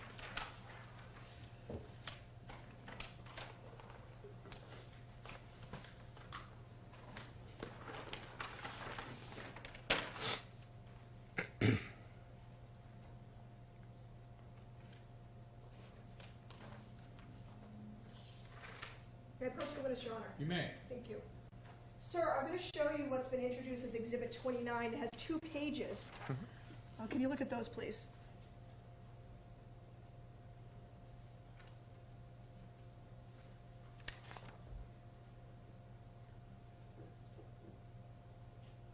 Okay. Did you find those when you analyzed the defendant's computer? I did not find this document, no. Okay, how about there are 2 separate documents. Did you find either one of them? I did not. You did not. Thank you. Well, what did you find on her computer? I don't recall. I didn't bookmark or export any reports. Well, what were you looking for? What type of search, strike that. Fair to say that analyzing a computer is not like analyzing a phone. You can't just attach it to Celebrite and download it, correct? No, it's a forensic image that you have to analyze. Right, so you have to look for things. That's correct. So when looking at the defendant's computer, what were you looking for? I was looking for some web history, same things I was looking for on Mr. Roy's computer. And you're saying you didn't find anything relevant to suicide or how to kill yourself on the defendant's computer? From my review of what I looked at, I did not bookmark or export reports. But you say you didn't find either of those documents, correct? I did not locate those, no. Fair to say you looked at them, the word suicide is in those documents multiple times? In those documents I reviewed, yes. Okay, but you didn't find them? I did not. Okay. All right, so you did look at her computer, you just didn't find anything? I did not create a report, that's correct. So let's talk about the iPhone. You indicated that, The iPhone now would be that of Mr. Roy. yeah, Mr. Roy's phone, how about I just call it that? Mr. Roy's phone, you analyzed it, correct? That is correct. And you just introduced a binder full of, that had pictures from Mr. Roy's phone, correct? Yes. And you would, fair to say, the pictures that you were introduced, you only took ones from July of 2014, correct? I don't recall the exact dates of them. Well, fair to say Mr. Roy had hundreds to thousands of images on his phone. Yes, a phone contains many, many images. Right. And you have, can I borrow that, the binder with, I'll see if I can figure out which one. Thank you. Absolutely. Images. 51, please.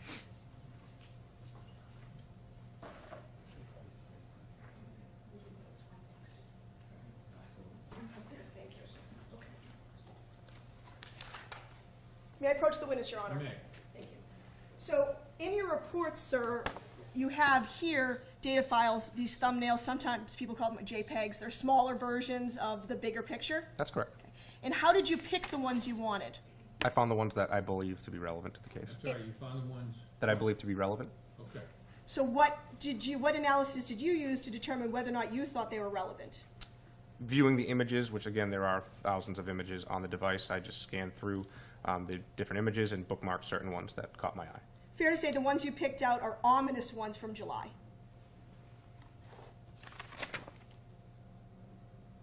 They're April, May, June, July. A lot of them from July. Yes. Okay. Now, what other information did you have about this case? What were you told to look for? Objection, Your Honor. How is that not violative of the attorney work product rule of counsel? and Fair ethics? enough, Your Honor, I'll ask it a different way. Thank you.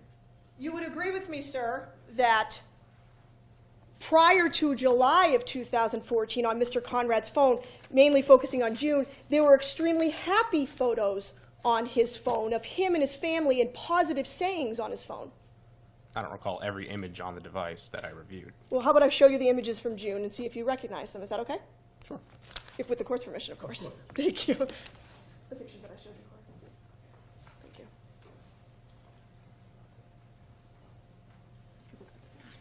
And I'd be happy to show you the smaller version with the dates on it if that helps as well.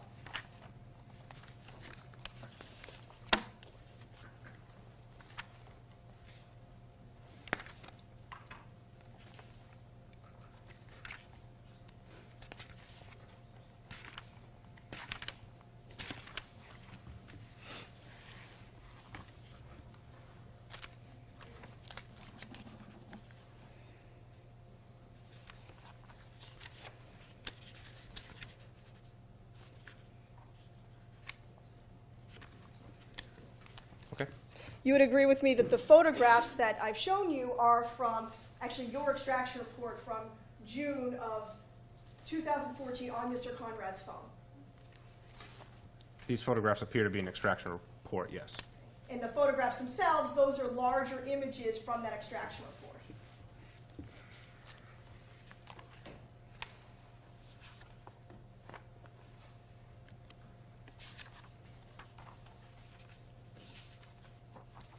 I've located the first two, yes. I tried to put them chronologically, at least starting on June 8th and working up from that.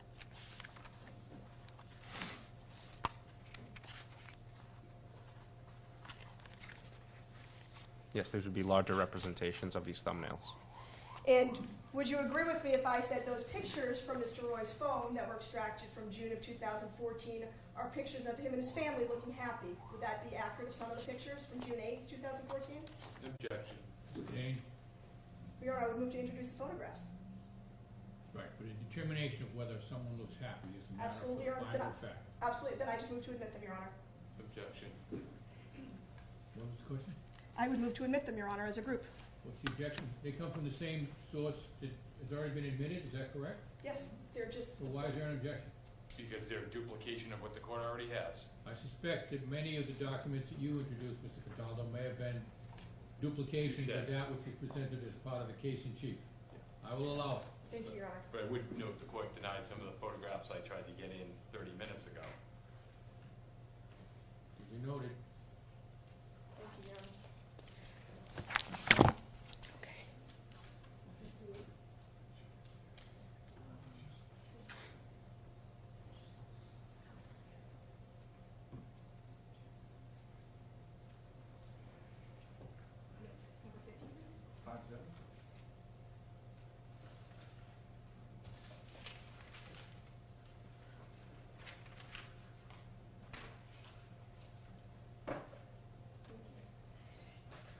Relative to Exhibit 50, you also indicated you extracted a note off of Mr. Roy's phone. Is that correct? Yes. Could you please tell the judge what a note on someone's phone is? A note, again, is the app or application on an Apple device, which is called Notes, and a user can enter data into that like a Word document. And you would agree with me that when Mr. Roy's phone was extracted, there were a lot more than just one note on there. I believe there was more than one, yes. With the court's permission, may I approach you with a portion of the extraction relative to the notes? You may approach the witness. Thank you, Your Honor. He may characterize what it is, but you may approach him. Yes, Your Honor. Do you know what you're looking at there, sir?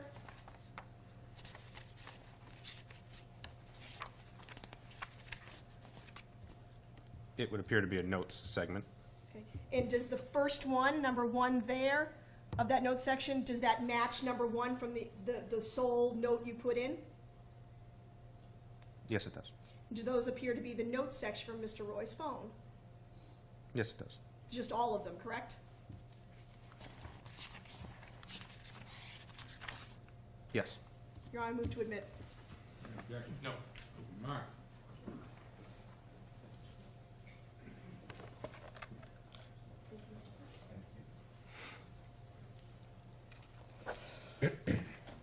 All right, now, relative to the extraction reports that you put in, one for defendant's phone, one for Conrad's phone, you indicated they include MMS messages. There are, yes, I did introduce MMS messages, yes. Fair to say so there's a couple of different types of MMS messages. Some would be sort of a group text message. That is correct. Also, it could be if I send you a text, but I include a photograph with a picture as an attachment. That's correct. That also is an MMS message. Yes. Now, when you put the extraction reports on the CDs for His Honor, is there a link to attach, say the MMS message is a text from me to you with a picture, can His Honor access that picture that's attached to it on the CDs you provided the court? It would show the thumbnail of the It'll image. show the thumbnail, okay.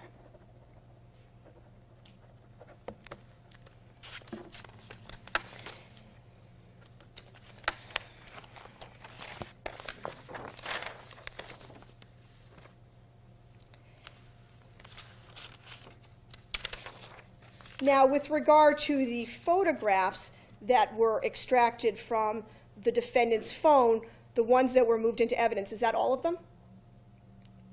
Which ones that were moved into evidence? I'll get the exhibit to make that more clear.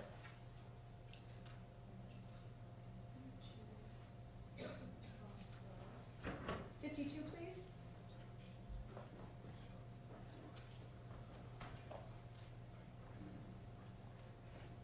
If I may approach the witness, Your Honor.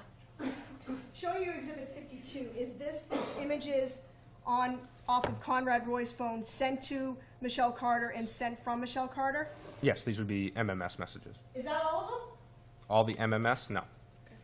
And you would agree with me that what was introduced into evidence before His Honor, whether it's that exhibit or any exhibits, it did not include all of the photographs that the defendant sent to Mr. Roy, do they?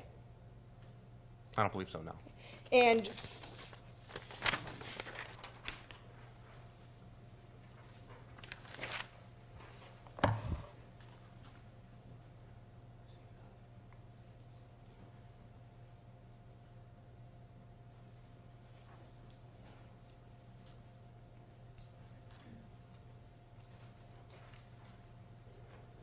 I approach the witness, Your Honor. May. I'm going to show you two pictures. Do you recognize those as being attachments sent from the defendant's phone to Mr. Roy's phone on July 3rd, 2014, that accompanied text messages? Unless this is in my exhibit, I don't recall seeing these specific photographs. Did you open all of the MMS links? Did I open all of the links? No, I did not. How come? There was over 300 links to open. I reviewed them. I don't recall seeing these images. How many of them did you review? I scanned and exported them into my report. I have 12 of them. Well, if we put in the CD relative to your download of the defendant or Conrad Roy's phone, and we went to the MMS messages, would His Honor be able to find those? For July 3rd, 2014, did you include those on the CDs? In the CDs of the full timeline reports, yes. Okay, thank you.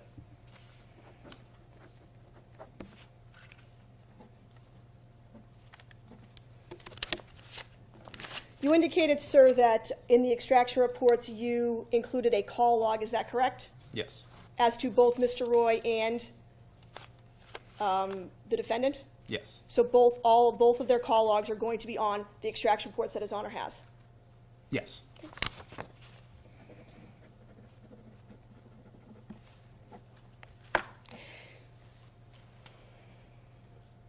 Now, relative to the images that were sent back and forth between the defendant and Mr. Roy, did you ever do an image search to see where those were generated from or where those pictures initially came from? The MMS that was sent back and forth? Yes. Where they came from? Yes. No, I do not. Fair to say if someone has an image on their phone and it wasn't Mr. Roy or the defendant, you could then take that image and research to see what website it came from.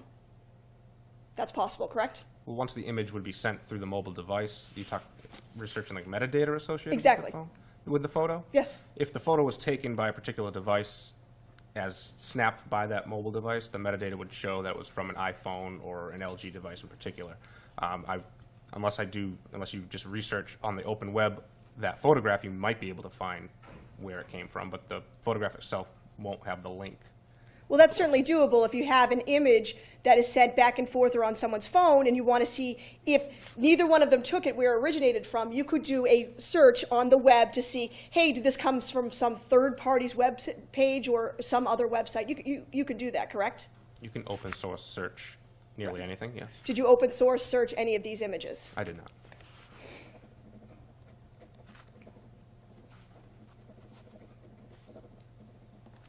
Just going to do one more, Mr. Clerk. Can I borrow this one? Thank you very much. 46 and 47, please. Thank you.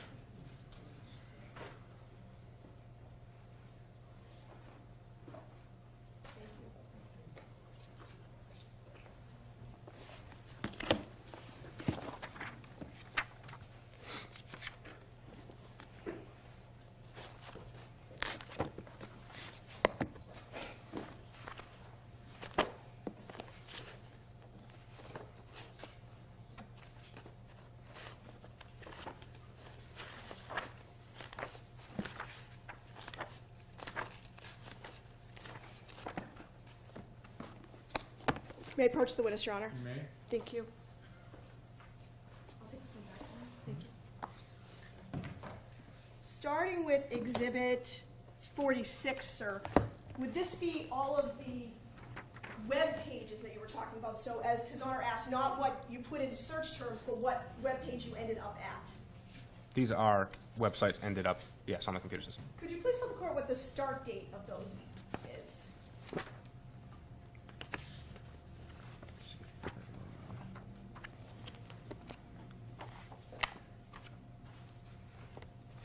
The first item would be from February 28th, 2012. So the websites start back in 2012. There are access, yes. Now, just so I'm clear, Mr. Verno, that item, exhibit rather, 46 is information derived from what device?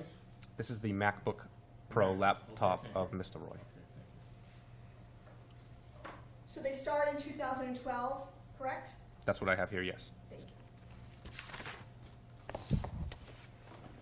And number 47, again, Mr. Roy's computer, would these be the actual terms somebody put into the computer to do a search? The parse search queries, yes. Thank you. And what date do those start?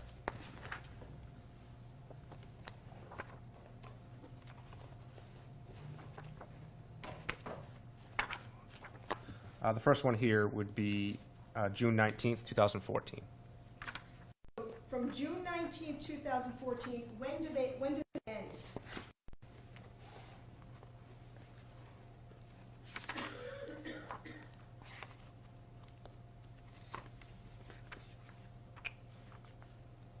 The last entry would be July 10th, 2014.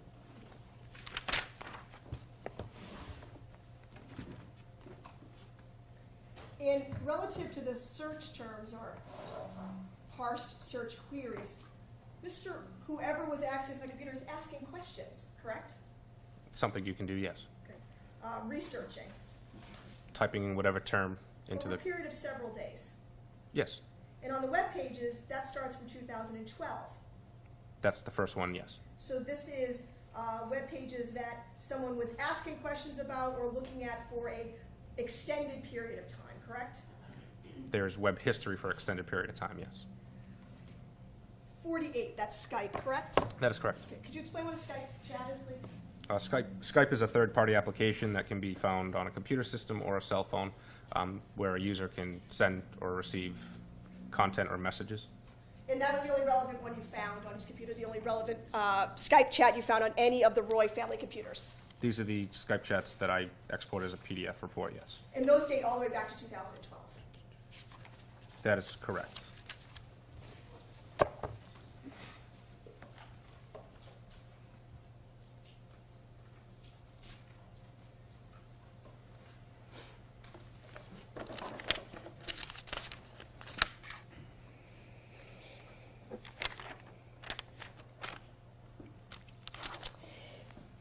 Just a few more questions, Mr. Varano.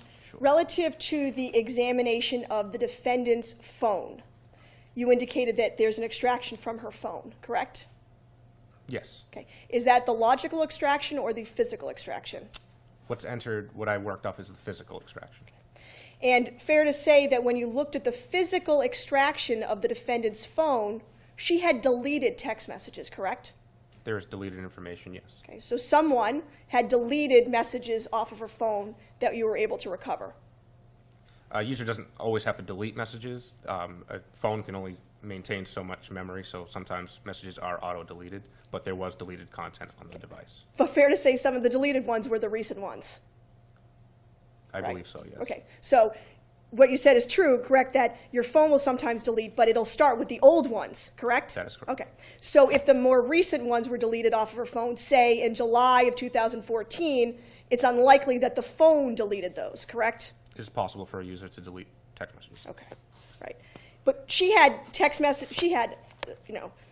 of thousands of text messages on her phone, correct? There was a lot. And they date all the way back to 2013, correct? I believe so. So there's no reason to believe that her phone would have started deleting the 2014 text messages, correct? Correct. Much more likely it was operator deletion, correct? Yes. And some of the ones deleted from her phone are the ones between her and Mr. Roy, correct? There were deleted messages between the two. Some of the more recent ones, the ones leading up to July 12, 2014, some of those were deleted off of her phone. Some content was removed, yes.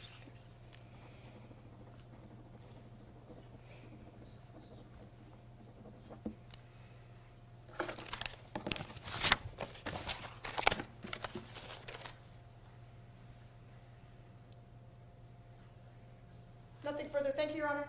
Any redirect, Mr. Cataldo?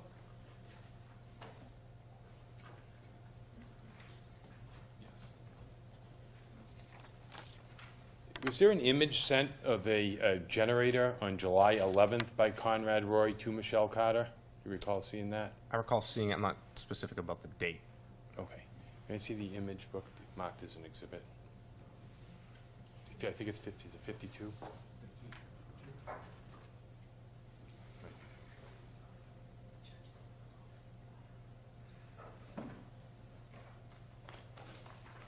May I approach, Your Honor? You may.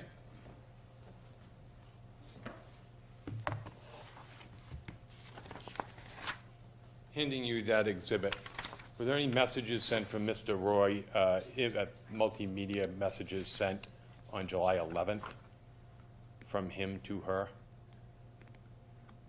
There are two, yes. Okay, what are they?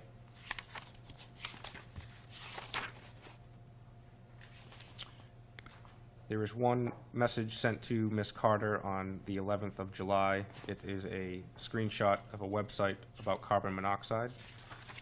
And the other one sent to Ms. Carter on July 11th is an image of a portable generator. Nothing further. Recross.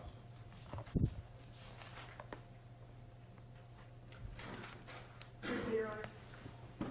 Was there also an image sent from the defendant's phone to Mr. Roy's phone, also about carbon monoxide, on the 6th? I don't, July 6th, sorry, July 6th. I don't recall. May I approach? You may.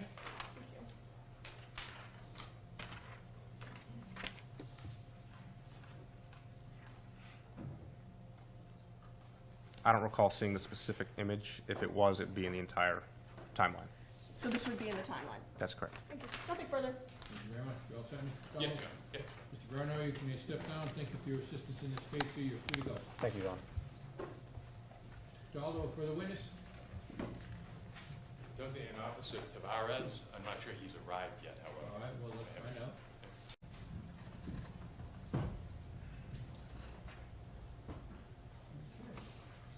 So, Mr. Cataldo, do you have another witness? Well, first, Your Honor, I'd like to address, there was, at the beginning of this trial, there was I think it was a motion, but a stipulation to enter into evidence anchor counseling records of Michelle Okay. Carter. By agreement, at this time, I would ask that they go in as an exhibit. Is that your understanding as well, counsel? Yes, Your Honor, that's my understanding. All right, And Your Honor, I would make, pursuant to my earlier motion of Conrad Roy's records, the Commonwealth would also move that these records be impounded, and I will include that in my motion for impoundment on Monday. all right. Is there an objection to holding No. that until we are? So, for the members of the public and the press, As you heard this morning, there are certain records that have come in that really relate to medical or mental health treatment of various individuals involved in this case. I have ordered that those be impounded now until such time as council have the opportunity to file a written motion in accordance with the rules that provide for such written motions, affidavits, and so forth. So those records will come in. The anchor records will be impounded along with the records that were introduced by Mr. Cataldo at the start of his case regarding the same areas of substance matter, and we will have a hearing on that motion if it is filed in due course. All right? Thank you, Your Honor. Thank you. Your Honor, my next witness is Dennis Tavares. He's a police officer under subpoena to be here. He said he'd be here at 2 o'clock, and he still has not shown up. Would you call him in the hall, please?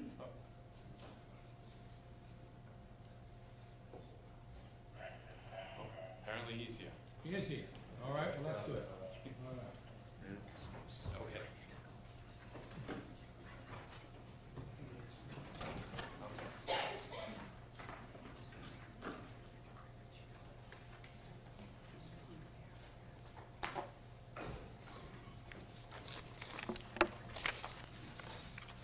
Good afternoon, officer. Good afternoon, Your Honor. Please raise your right hand. This matter before the court, you swear testimony about to give to be the truth, the whole truth, and nothing but the truth, so help you God. I do. Thank you. All right, sir, please take a seat. Thank you, sir. Make yourself nice and comfortable. Address your comments loudly into that flat microphone in front of you. And when you are settled and comfortable, please state your full name and spell your last name for the record. Dennis James Tavares, Tavares. All right, you may proceed, Mr. Cataldo. Thank you. Good afternoon, Officer. Good afternoon, sir. And, Officer, what is your occupation? A police officer for the town of Mattapoisett. And how long have you been so employed? It's my 22nd year. And is that entire time with the Mattapoisett Police That Department? is correct. And so you were employed as a Mattapoisett police officer back in the year 2014? Correct. And directing your attention to February 19th of 2014, were you employed? Yes, sir. And did you have some opportunity at that point in time to deal with a Conrad Roy III and Conrad Roy II? Correct. Okay, and can you tell the court about that? Objection. Well, why don't you tell us, let's make it a little more specific Okay. than that broad question, Mr. Cataldo. It's, okay.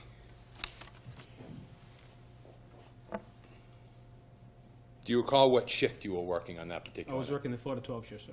Okay. And at some point in time, were you dispatched to a particular location? Yes. And where was that? I was dispatched to 7 Highland View Ave for a report of assault victim. Okay, and what did you do as a result of that dispatch? Myself and 2 other units responded to the area to search for the victim. I was unsuccessful. Please, officer, refrain, and I know it's difficult, but please refrain for the use of the word victim in your testimony. I apologize, Your Honor. That's the subject of a prior motion allowed Correct. by this court. As a result of that dispatch, what did you do? I found myself at a home located on Perkins Lane. And what did you do when you arrived at that I location? interviewed an older male and a female. Okay, and do you remember the older male's name? Conrad Roy, And did you speak with any other individuals? his girlfriend. And during that time, what other officers were at I the believe scene? I was working that shift with Officer Justin King and Officer Robert Randall.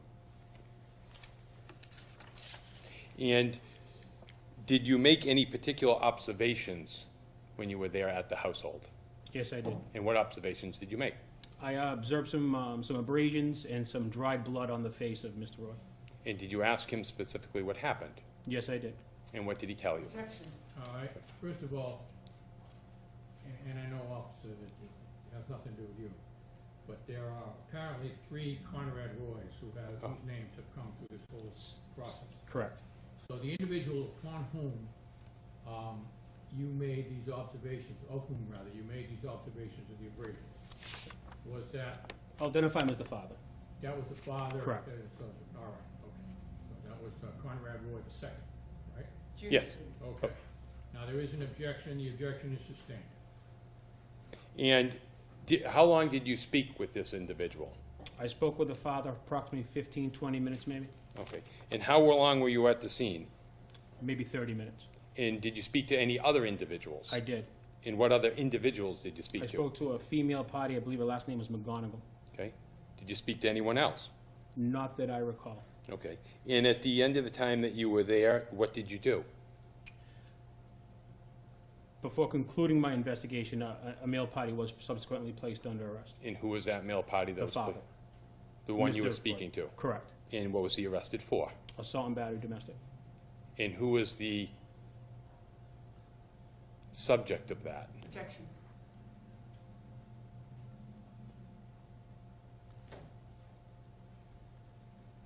Sustained. Were photographs taken of the particular person who was involved with Conrad Roy, the father? Yes. May I approach, Your Honor? You may. May I see what's been marked for identification purposes? Yeah, today, I'm sorry. Today.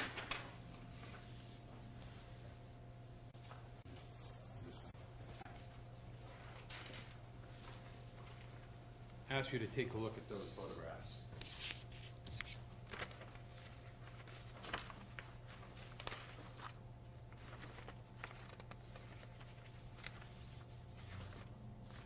And can you say what those photographs are? Yes, sir, that was a subject that was allegedly assaulted. At this time, Your Honor, I would move to introduce those photographs. Objection. I'll hear you. Same objection I put on the record before Your Honor, that those were taken on about February 19th of 2014, some 4.5 months prior to the date of the incident that we're here for, and at this point, those photographs have no relevance to this particular matter before the court. Your objection is overruled. I will allow them to be admitted and give them such weight given the time frame as I feel appropriate. Thank you, Your Honor. Nothing further, Your Honor. All right? No questions. Officer, thank you very much. You're free to go. Thank you, sir.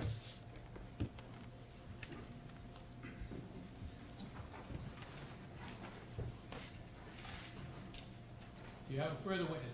No, we do not, Your Honor. So, subject to what I mentioned yesterday about Dr. Oh, yeah. Reagan, the expert. Yes. May I see conference sidebar? At an earlier sidebar conference with the attorneys, the court had indicated that some latitude would be given to the defense to get their expert here who lives out of state. And apparently that is the next witness who will testify. And so consequently, we will now suspend these proceedings until Monday morning at 9 a.m. Thank you very much. Thank you, Your Honor. Thank you, Your Honor.